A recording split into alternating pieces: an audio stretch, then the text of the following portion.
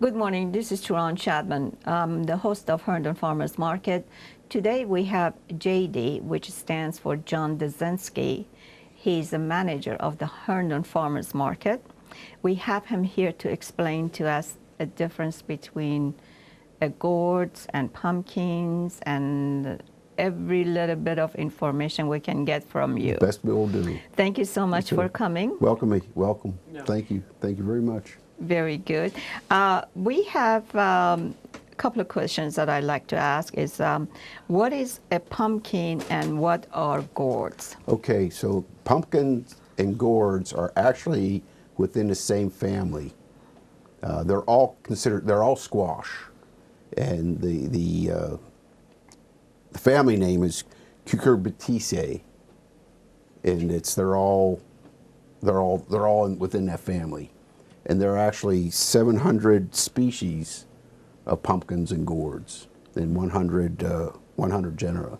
So they're all different ones. And the term pumpkin is actually, it comes from, the people that made it up or came from overseas, and they just call them pumpkins. Mm. But they are, pumpkins over like in Australia is considered a winter squash. Mm-hmm, mm-hmm. So they call them pumpkins, mm-hmm. but they are all actually squash. Okay, pumpkins, we know for a fact that they're edible. Yes. What about gourds? Gourds are actually edible, but most people, they're so small, but you don't get a lot of fleshy meat from them.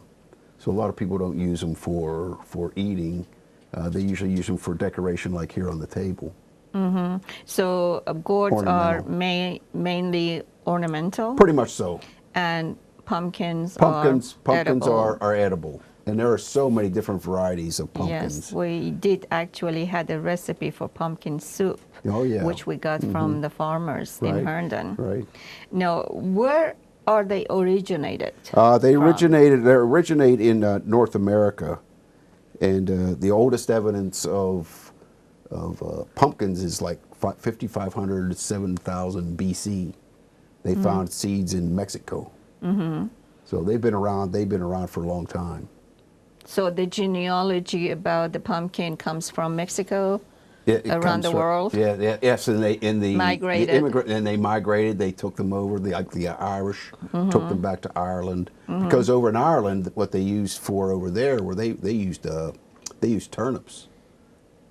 They used other vegetables to carve, other than potatoes. Yes, right? They used other things to carve for their pumpkin for the Halloween. Right.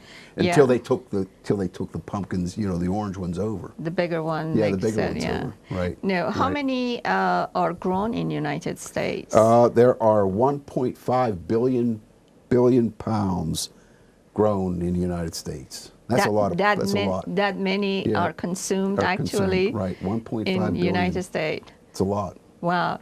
Well, how do you grow them really? Is it easy to grow? They are fairly easy to grow. They're a warm weather crop. If you have good soil, can't be real wet, can't be real dry. They like a good garden soil, like any of our vegetables, tomatoes. If you can grow tomatoes, potatoes, peppers, you can grow pumpkin. When do you actually plant the seeds? You actually plant them in July. In July. In July.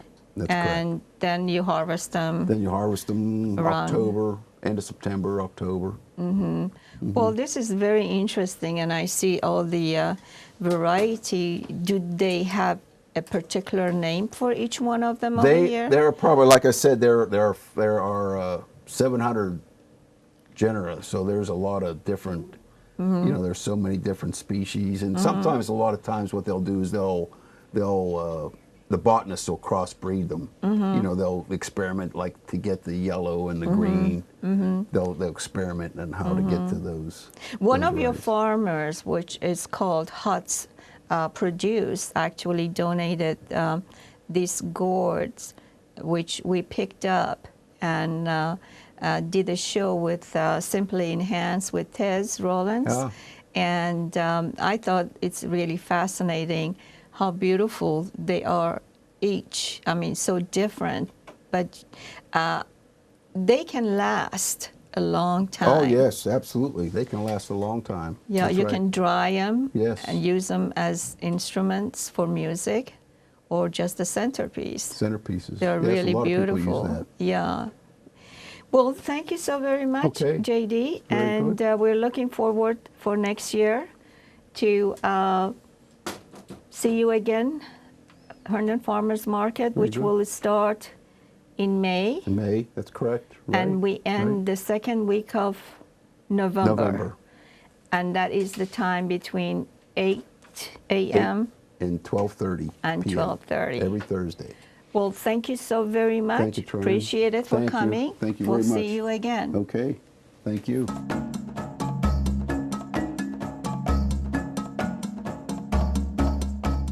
Today we have a wonderful recipe for you. We just picked up this beautiful Brussels sprouts from McCleaf farm, and we are planning to do a side dish and also give you a tip about how to do an appetizer also at the same time. We are going to actually take off these Brussels sprouts off and try to get the first leaf off of the Brussels sprouts. They're ones that you think that they're sort of dead and cannot be used. And after that, we're going to boil it for 5 minutes. And after it's boiled for 5 minutes, we're going to drain it and then cut it and then grill it and season it.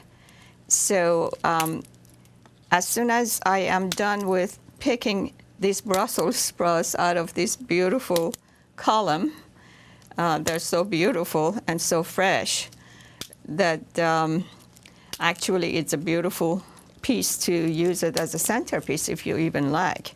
Now, this side dish is very healthy and normally is very good recipe for Thanksgiving, Christmas, or any time that you're entertaining. The Brussels sprouts, which is in cabbage family, they're really very healthy to consume. So I will suggest if whenever you like to make a side dish, do choose Brussels sprouts.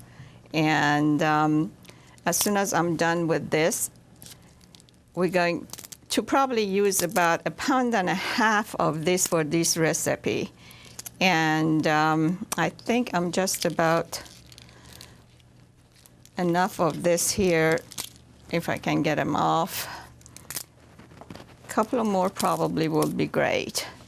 And for seasoning, I'm using some dill wheat in the water to boil it, and that gives a little bit aromatic kind of taste and flavor. And I think this is enough. And I put this on the side and try to get the dead leaf. I will show you, like, for example, this one I'm going to take off and trash the dead leaves and use the ones that they are fine. Another one over here.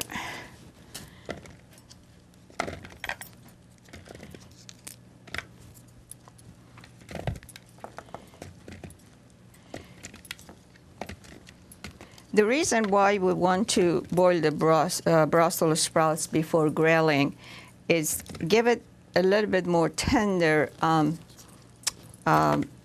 sort of not as chewy. So in boiling, you could, for the flavor, use perhaps chicken broth or vegetable broth to give it more taste if you wish. And other than that, this time I prefer to do it just a regular water and dill wheat. We're just about done. I'm going to dump this in the water, and I've already added some dill wheat, but I think I'm going to add a little bit more.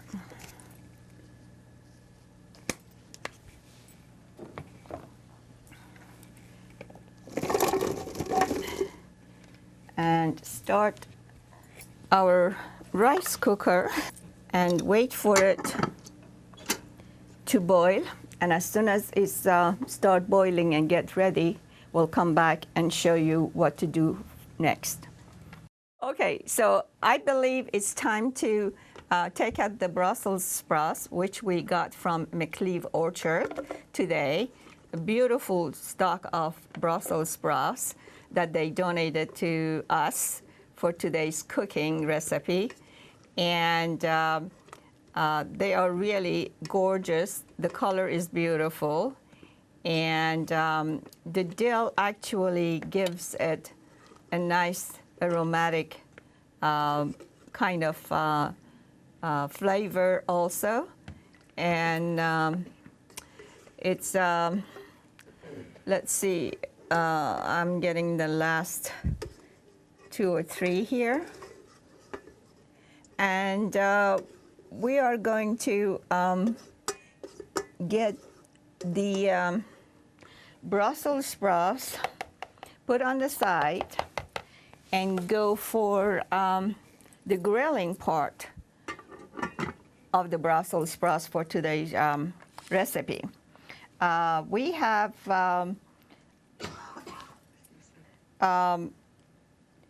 the Brussels sprouts is really, because we are grilling it, it needs to be cut in half. It's easier on the grill.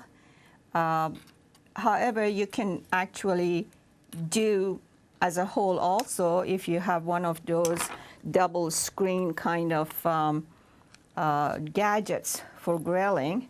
This could be done either inside or outside. And I'm going to show you how I'm going to lay them on the George Foreman grill, which would be our indoor grill. I'll just go ahead and place them upside down on the grill. And you can hear the grill is pretty nice and hot. And I think you probably can hear the sizzling sounds in here. A couple of more. We have room enough.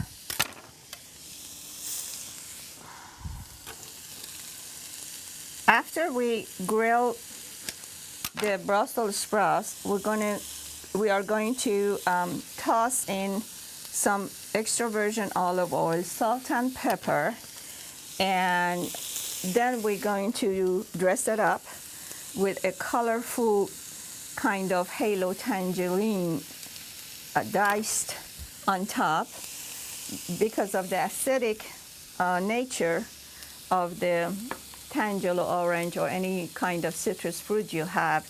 Not only it gives it a beautiful contrast color, it will give a beautiful sweet sour kind of taste to it. Let me just close the George Foreman over here. And as for our presentation, I will probably dress it up in these 2 plates. I will start peeling my citrus fruit and cut it up and dice it and get it ready for presentation, while the Brussels sprouts is grilled and grilling, I should say. It smells so good.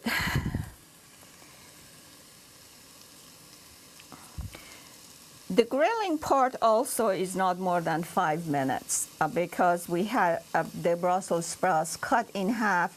It will grill on both sides, so the timing is even, and it depends whether you like it more grilled or less grilled, but 5 minutes usually it's a good timing. I put this on the side.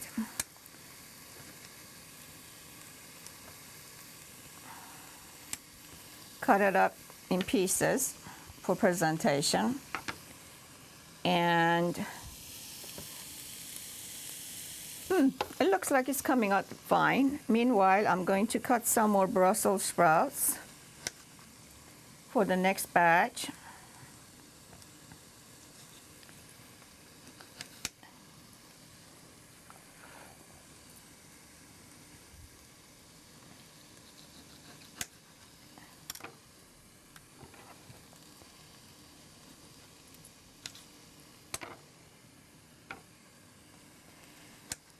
Let's see.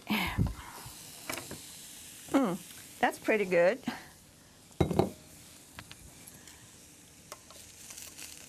As you see the grilling part, the color is getting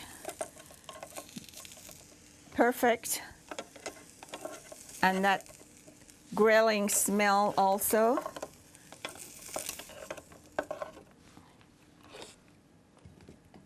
Okay, the next batch.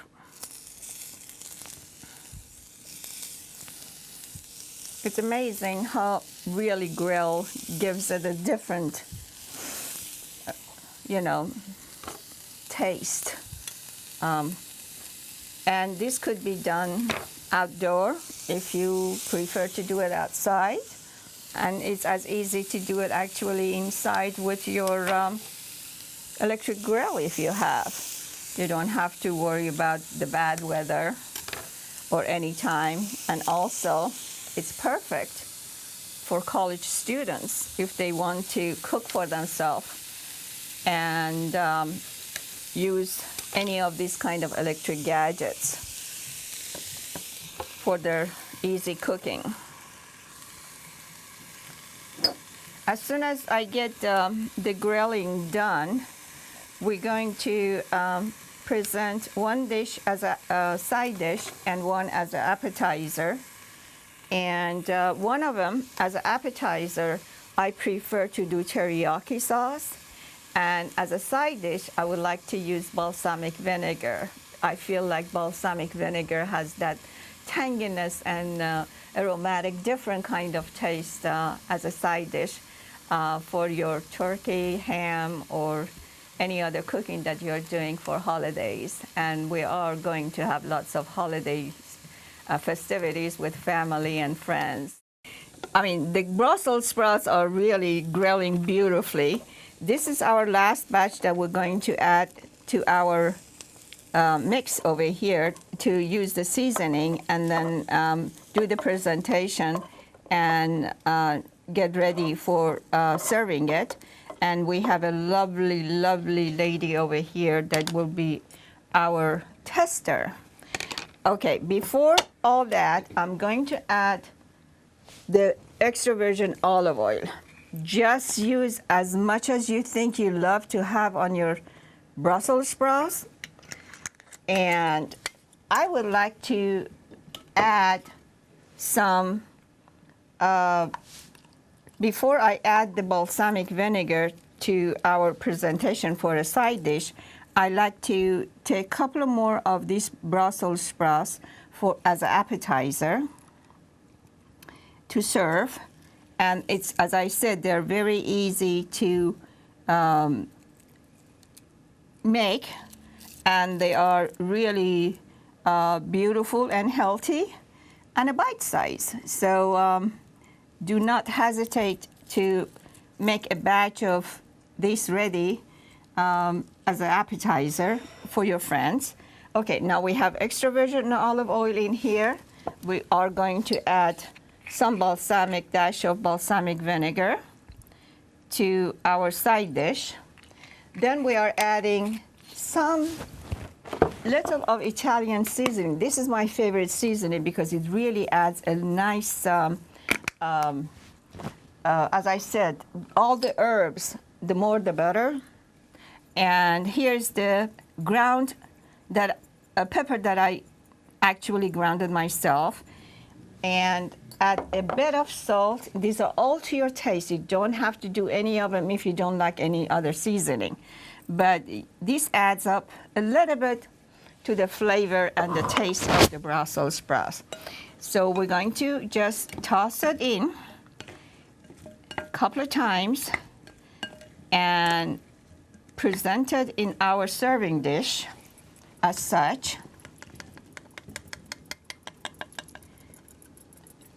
And for coloring, this is where I said that I would like to have some kind of citric fruit to be placed on top for presentation, because I think this really adds up to the color. And for the appetizer, I think teriyaki sauce is my favorite. However, you could choose any other kind of sauce that you like. Just spread it around just like so, and it's ready to be served. And this is our today's recipes: the Brussels sprouts side dish, the appetizer, and a side dish.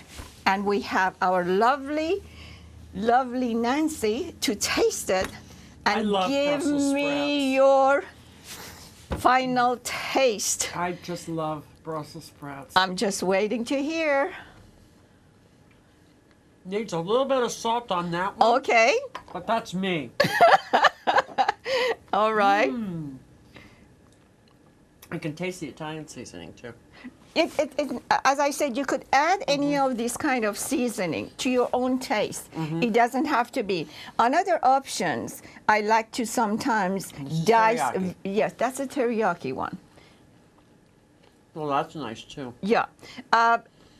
You could choose your own flavors and for your palate. Either do the side dish or appetizer. And I feel like sometimes even crispy bacon diced on top for presentation, or red onion. And some people like really garlic too. I like or garlic. put very minced garlic, either fresh or powder. And as I said, cooking is something that you have to be creative and see what your palate needs and go ahead with it. Taste it, and if you like it, you can continue it. And then, as I said, as many festivities that is upon us, I think these two would be a hit. Actually, the citrus is really nice. Yes, it gives it a nice sour, sweet kind of palate. You know, it's really a good combination. And not only that, it's nice with the green, orange and a green. Yes, delicious. Thank you so much. Thank it's you. delicious. Well, thank you. Thank you for tasting it. Thank you for letting me know. And I hope you all can use the recipes for the holidays that are coming.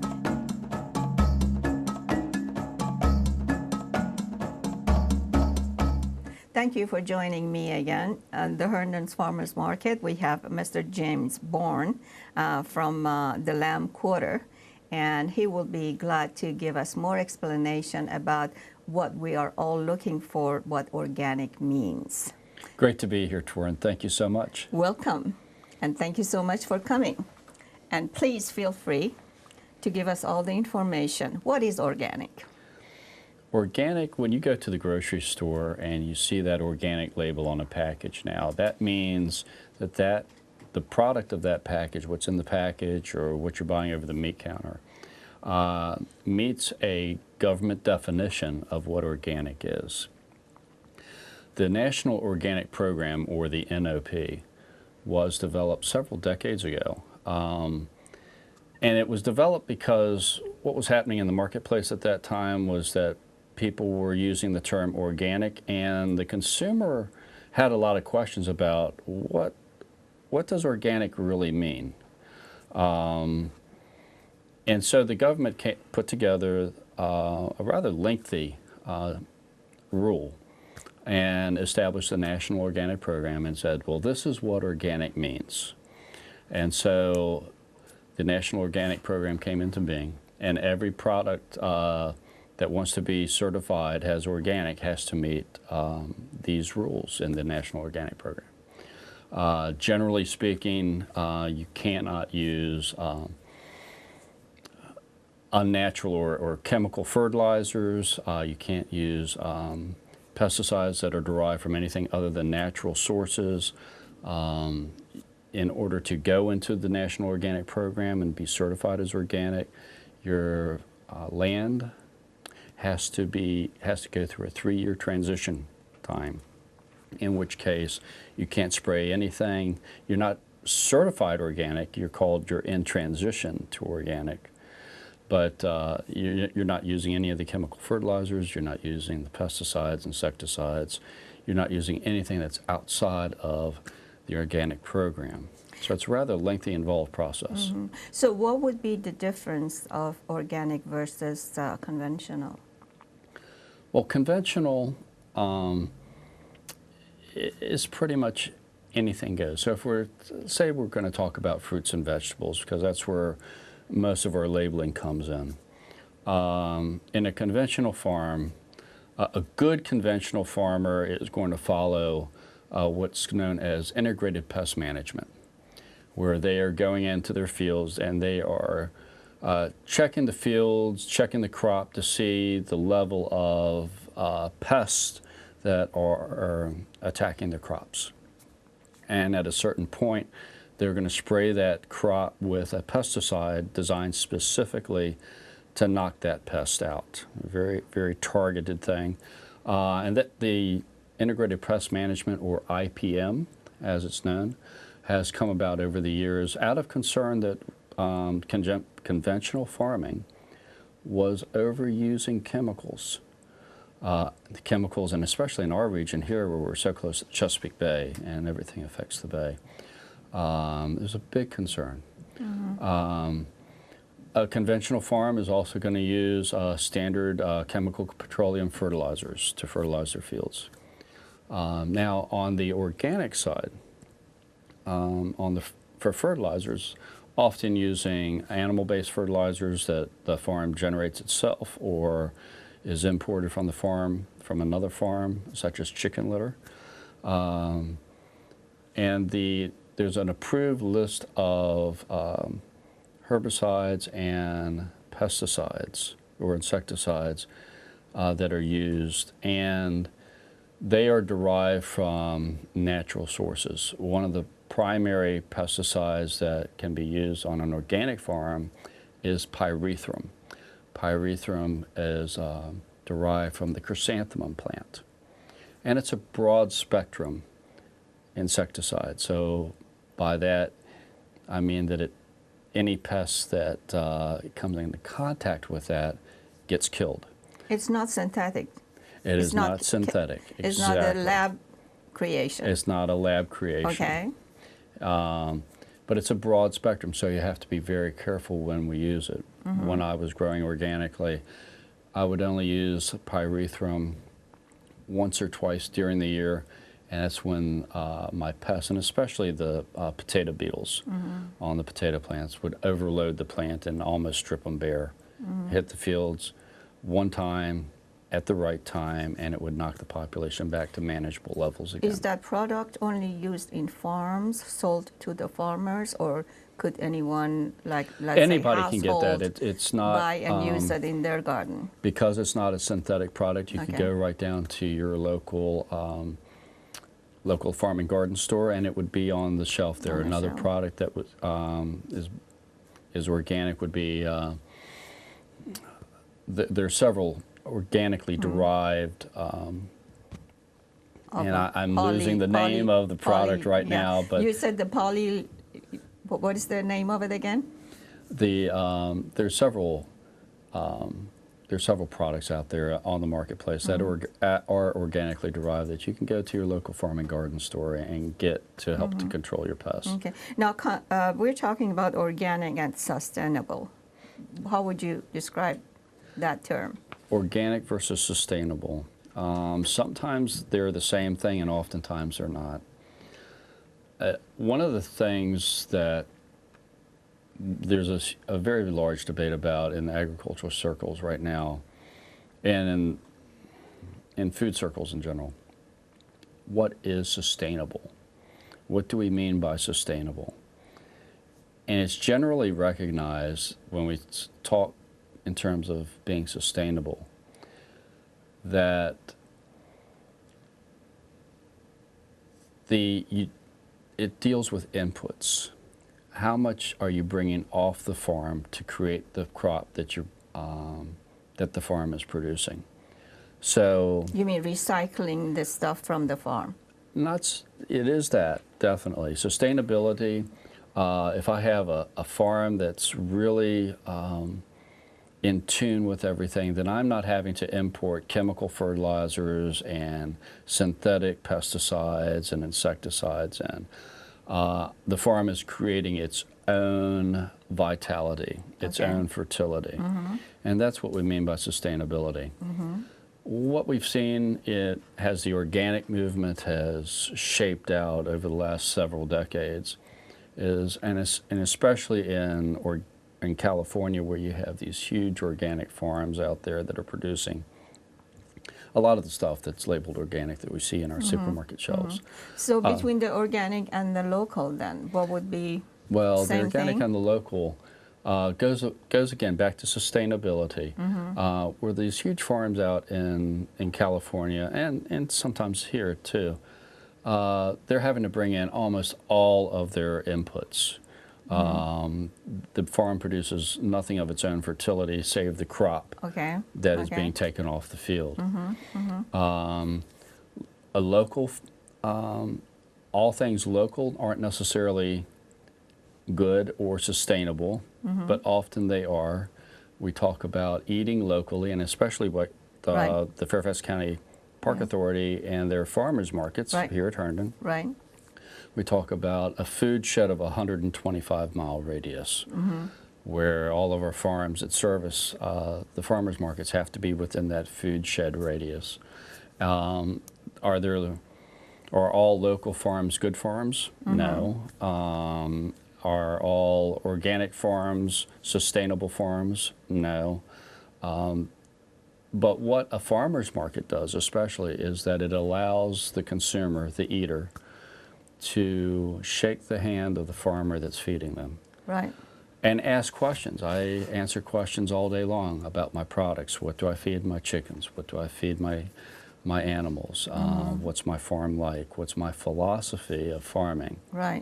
And I'm able to inform the consumer, and then they have the choice of whether they like what I tell them or not. And So any other subjects matter that you think we should be concerned when the term organic comes in mind? Not all things organic are sustainable, and I think that is the point that I would like to. Educate us. You really have to investigate. Educate us about what to look for. Well,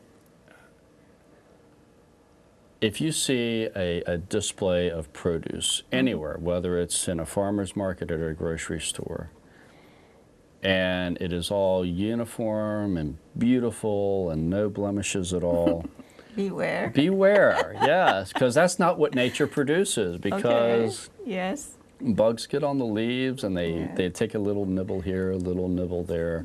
I used to sell sweet corn at one of the local farmers markets, and I didn't spray my corn. And it would often have little worms, corn worms, earworms at the end, at the tips of the corn. And I would tell my customers, if it's safe enough for that worm to eat, it's safe enough for you to eat as well. Very true. Because sweet corn is one of the most heavily sprayed crops that we produce locally. What kind of insects is really helpful to organic farming? Ladybugs are the big lifters out there. Ladybugs eat aphids. They're just wonderful things. And this is a good point too. If nature is in balance, if things are in balance on your farm, then the insects are in control.